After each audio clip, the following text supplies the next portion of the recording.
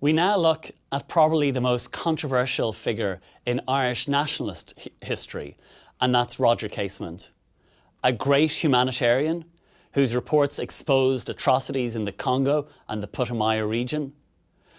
Someone, though, whose reputation was damaged when it was revealed that he was a homosexual. And that shocked people in Ireland in the 1910s. Now, though, it is something that is seen as a great thing about the Casement story. But there is still a controversy about the diaries that revealed his sexuality and how they were used against him, how they were used to blacken his name in 1916 and destroy his life. And a certain nasty homophobia is evident there, and it also informs many of the debates that surround his life and his legacy. He was someone who got to know the novelist Joseph Conrad when he was first working in the Congo in the 1890s.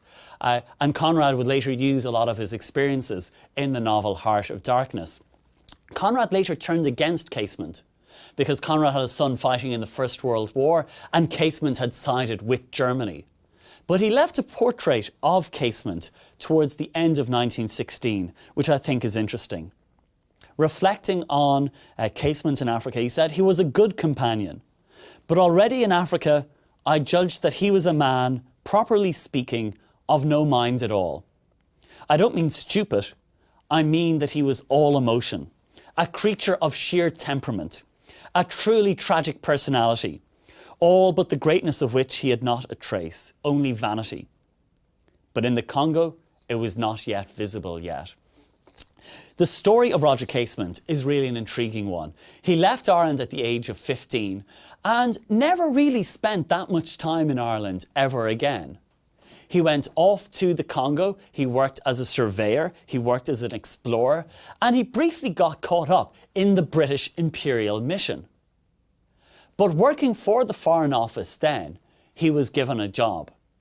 And his job was to investigate the rubber plantations that were run by King Leopold of Belgium. And what he discovered shocked him. And it shocked him out of his imperial attitudes. Because what went on in those plantations was horrific. Workers had no rights. The women were raped regularly. Men had their arms chopped off. People were murdered for no reason at all. Limbs were lost for no reason at all. And the horror stories there not only turned Casement against these colonial exploiters, it turned him against colonialism in general. And he wrote a brilliant long report which exposed these atrocities. And that was why when the First World War broke out and everyone in Ireland was upset about the Germans invading neutral Belgium, gallant Catholic Belgium, for people like Casement, Belgium deserved what it got because of the atrocities of King Leopold in the Congo. And you might ask, why was there such an interest in rubber? Why was rubber so important? Well, rubber in the 1890s and the early 1900s was as important then as oil is now. You had bicycles, but you also had now the automobile coming about, and you needed rubber from these plantations for the tyres. And there was a huge demand. There was huge money to be made. There were huge profits, and with the profits came atrocities. Casement was a man of considerable charm, but he was also frequently bored. He was a man of mood swings. He would frequently become depressed. He would veer from enthusiasm to despair. Some have speculated that he may have been bipolar. He wrote a letter to his friend Alice Stofford Green where he reflected on how he had changed from being an imperialist to being an opponent of all forms of injustice. He spoke about how his experiences in the Congo made him an Irish nationalist. He said, "It is a mistake for an Irishman to mix himself up with the English. He is bound to do one of two things, either to go to the wall if he remains Irish, or to become an Englishman himself. You see, I very nearly did become one so myself. At the Boer War time, I had been away from Ireland for years, out of touch with everything native to my heart and mind, trying hard to do my duty, and every fresh act of duty made me appreciably nearer the ideal of the Englishman. I had accepted imperialism. British rule was to be accepted at all costs, because it was the best for everyone under the sun, and those who opposed that extension ought rightly to be smashed. I was on the high road to being a regular imperialist jingo, although at heart underneath it all, and unsuspected almost by myself, I had remained an Irishman. Well, the war, that is the Boer War, gave me qualms at the end. The concentration camps, bigger ones, and finally, when up in those lonely Congo forests where I found Leopold, I found also myself, the incorrigible Irishman. So there was something in Casement's temperament that sided with the underdog, with the oppressed, and the atrocities that he encountered in the Congo, seeing all the human heads dangling on sticks, shocked him so much. And his report was incredible. And that marks Casement out as one of the great humanitarians in world history. And in a way, the tragedy of the controversy over his diaries and his sexuality allowed his legacy to be obscured in Ireland for so long.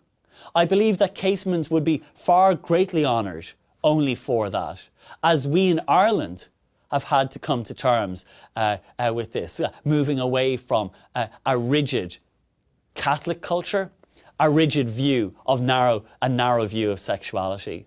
And Casement has been a great inspiration there in showing how, in the Irish past, there were these great Irish leaders of all different backgrounds. After leaving the Congo, Casement found that, well, there weren't really very many jobs for him in the Foreign Office. They saw him as difficult, cantankerous, too independent of mind.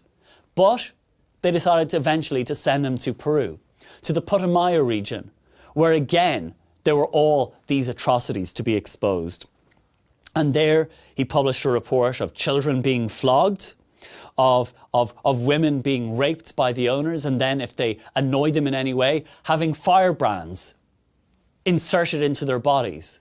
And one witness refused to say where they were being inserted, but pointed them out. And these atrocities all went into Casement's report. And Lord Edward Grey, Sir Edward Grey, the Foreign Secretary for Britain, later said that of all the things that I've ever read about that have occurred in modern times, in or out of office, the accounts of the brutalities in Putumayo are the most horrible. And now Casement was an international icon. He was the man who had exposed horrific atrocities, not just once, but twice. And he had forced changes to be brought in, reforms to be brought in. And this made him an important figure. And he suddenly then became closely involved in the Irish struggle for independence. He was awarded a knighthood by the king, and he accepted it, much to his discomfort.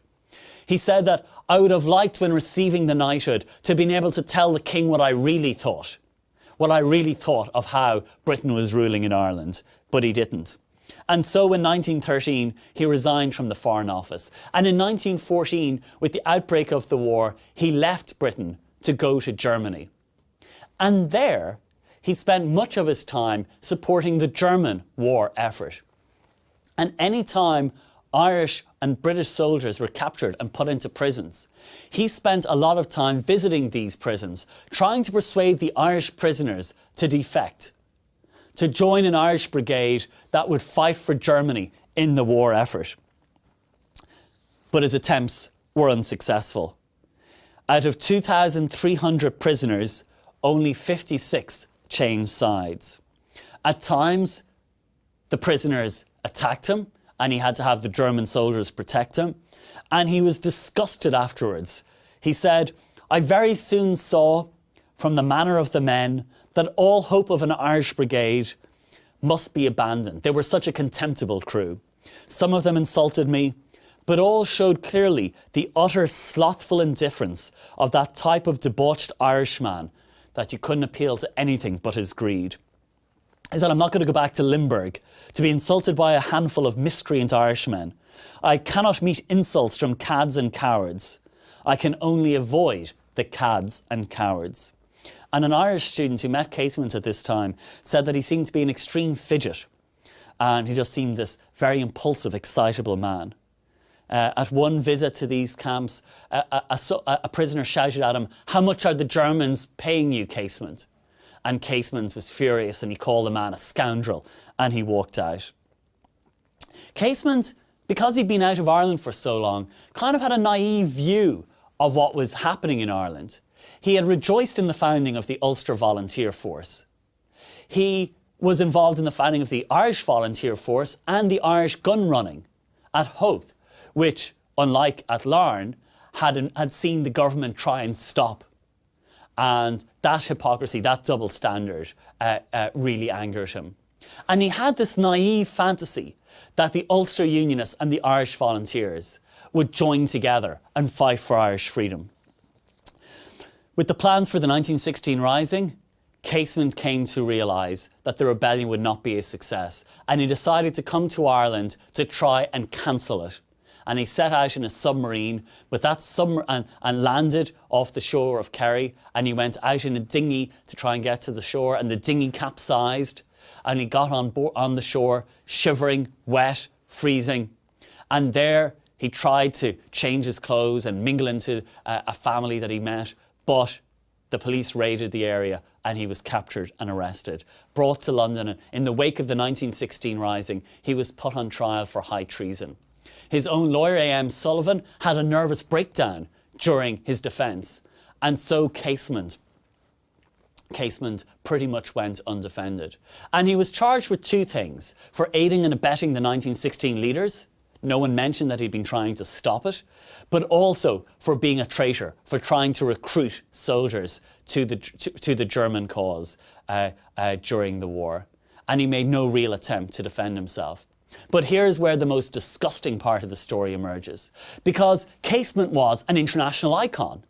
He was this great humanitarian. He had exposed the atrocities in the Congo and in Peru.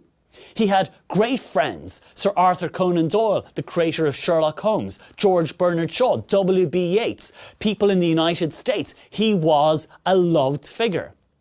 And the British government then produced his diaries, extracts of the diaries, which they circulated privately to lessen the campaign for clemency.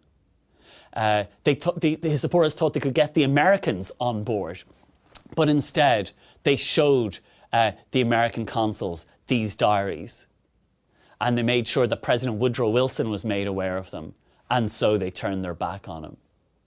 And the way the diaries were used against Roger Casement was disgusting.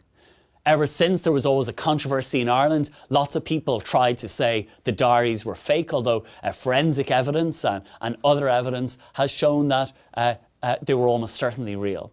And it's also because a Catholic Ireland, a Catholic nationalist Ireland, didn't want to believe that one of its heroes could have had a different sexuality. Whereas now in the 21st century, we not only accept that, we embrace and recognise and love that. So Roger Casement was the last 1916 leader to be taken out and executed. And the tragedy of his case is that for so many years, his sacrifice, his death, went unrecognised as the controversy over the diaries was used to blacken and destroy his reputation. And that proved to be one of the great tragedies of Irish history.